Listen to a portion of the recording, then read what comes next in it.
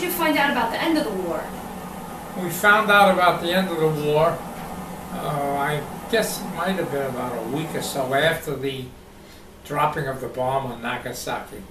We heard rumors that the Japanese were beginning to negotiate a treaty, and we were wondering how that would turn out, because when people make treaties, they have certain demands, but our chief of the army at the time who conducted those things was General Douglas MacArthur, and he said absolutely no concessions, whatever, unconditional surrender, and the Japanese surrendered.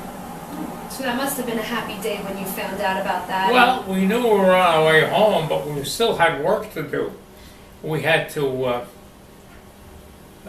dismantle quite a few of the things that we had erected to do the work of keeping those planes flying. We had a whole field, one section of the field was set up as an inventory area for parts, the replacement parts that we would take from a damaged ship and put it onto a ship that needed some repair. And all of that had to be disposed of.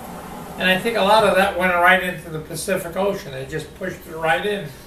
And it was a sad thing to watch.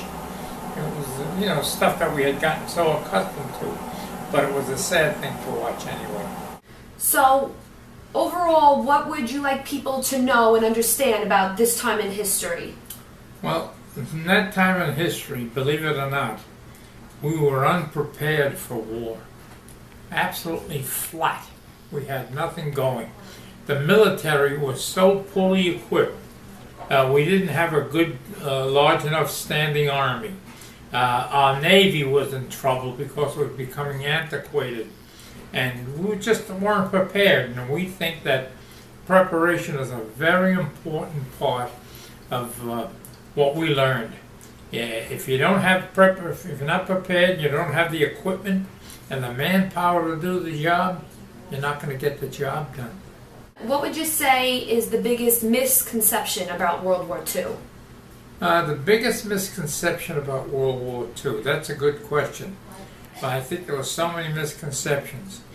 One of the misconceptions, I think, was that it was going to be a quick, short war, and that we'd all be home in a short time.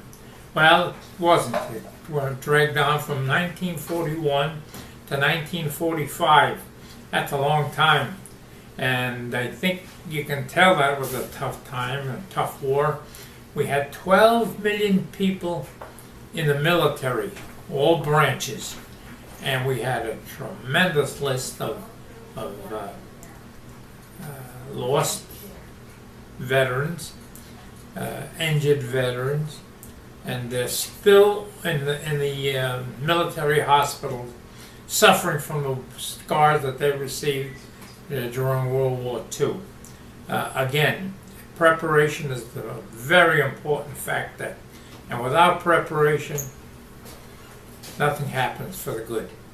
So, just before the war began, what were you doing? Where were you in your life? What was going on? I was working at the Bethlehem Steel Shipyard in Mariners Harbor, and there they were building military ships, destroyers, light cruisers, and they were converting huge oil tankers into aircraft carriers. It was a big job. The one ship that I worked on, that I remember the last ship I worked on, was the Shenango, and that was a small aircraft carrier.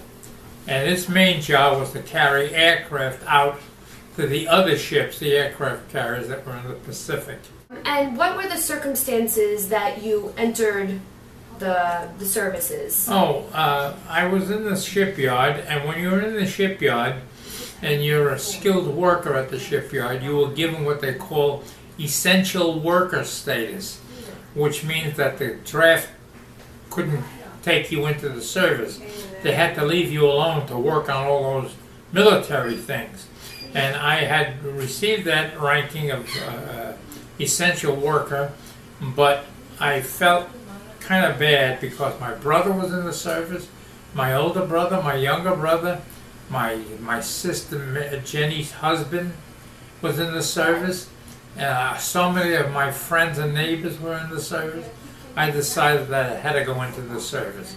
So I gave up the essential status ranking and I went into the service, and that's where I talked them into giving me a spot in the Air Force.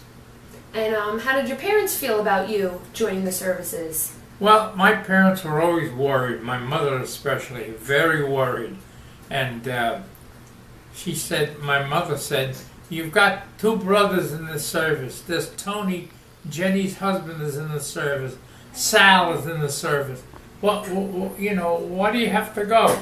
I said, "Because I feel I have to go, that's it." And they understood and they tolerated it, and I went into the service. And luckily I came back home. I'm sure that's probably why your generation is considered the greatest generation.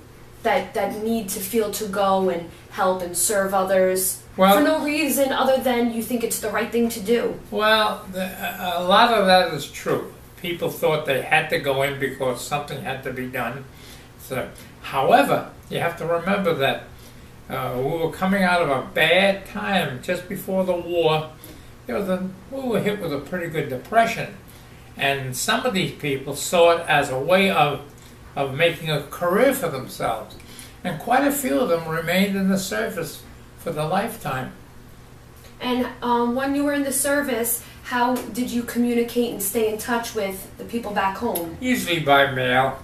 And I would write letters. Once or twice a week I'd send something home. Sometimes a short note, sometimes a more elaborate letter. And my sister Mary would read them to my folks, and they would think about it. And Mary would send back a letter explaining what was going on with the family in the neighborhood, who was being reported missing in action.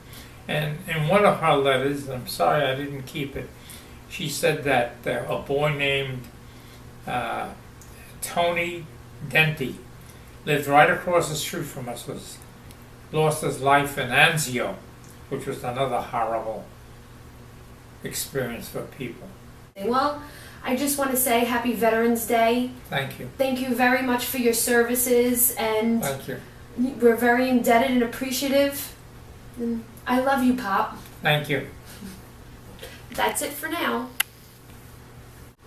Was telling me one day, you were in the Air Force? I said, yes. I said, what I brought off it as a B-29, 20th Air Force. He said, oh, I lived in Yokohama at the time, he said, and all we could see were these dozens and dozens of big 29s going over.